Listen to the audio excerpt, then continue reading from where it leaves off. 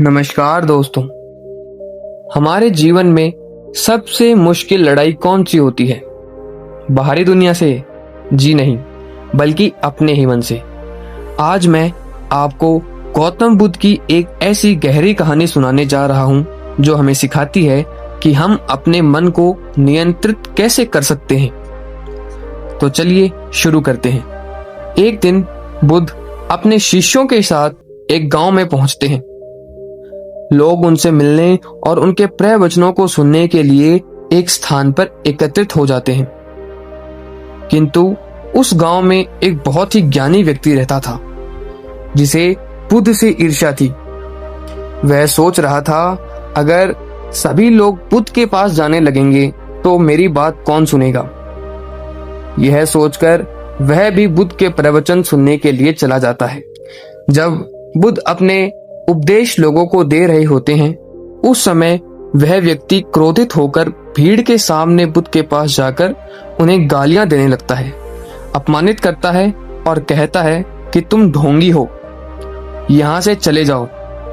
भीड़ चौंक जाती है। शिष्य भी गुस्से से भर उठते हैं, लेकिन बुद्ध शांत खड़े रहते हैं। उनके चेहरे पर करुणा और उनकी आंखों में शांति का भाव रहता है। वह आदमी और भड़क उठता है और बोलता है, तुम चुप क्यों हो? क्या तुम्हें अपना अपमान महसूस नहीं हो रहा? तब बुद्ध ने शांत स्वर में कहा, भाई, यदि कोई तुम्हें एक उपहार दे और तुम उसे स्वीकार न करो तो वह उपहार किसके पास रहेगा? आदमी ने सोचा और वह बोला, वह तो उसी के पास रहेगा जिसने दिया है। बुद्ध मुस्कुराए और बोले, ठीक वैसे ही तुम्हारा क्रोध और गालियां भी उपहार की तरह है। मैं इन्हें स्वीकार ही नहीं करता, ये तुम्हारे पास ही रहेंगी। मेरा मन शांति में है, मैं क्यों इसे तुम्हारे शब्दों से विचलित होने दूं? यह सुनकर भीड़ स्तब्ध रह गई और वह आदमी भी कांप उठा। उसे लगा जैसे किसी ने उसके हृदय में आईना रख दिया हो। उसकी तो आंखें ही खुल गई थी। उसके भीतर का सारा क्रोध पिघल गया। वह बुद्ध के चरणों में गिर पड़ा और कहने लगा, प्रभु, अज्ञानवश मैंने आपको अपमानित किया, क्षमा कर दीजिए। बुद्ध ने करुणा से कहा, क्षमा मांगने की आवश्यकता नहीं है वत्स। जिस दिन तुम अपने मन को नियंत्रित कर लोगे, उस दिन कोई तुम्हें विचलित नहीं कर पाएगा। दोस्तों, इस कहानी से हमें यह शिक्षा मिलती है कि दूसरों के शब्द और कर्म हमारे हाथ में नहीं है, किंतु हमारी प्रतिक्रिया तो हमारे हाथ में है। मन को नियंत्रित करना ही सच्चा बल है और यही वास्तविक स्वतंत्रता है।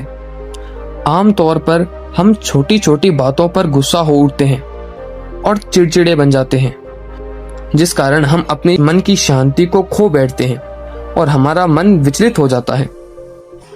दोस्तों, अगर हमें अपने मन को नियंत्रित रखना है तो हमें इसे विचलित होने से रोकना पड़ेगा, अर्थात हमें शांति का मार्ग अपनाना पड़ेगा। आशा करता हूं कि आपको यह बुद्ध की शिक्षा प्रेरणादायक लगी हो। अगर लगी हो तो वीडियो को एक लाइक कीजिए, इसे अपने दोस्तों और परिवारजनों के साथ शेयर कीजिए और चैनल को सब्सक्राइब करना ना भूलें। अगली बार फिर मिलेंगे एक ऐसी ही नई प्रेरक कहानी के साथ। तब तक के लिए आप सभी का धन्यवाद।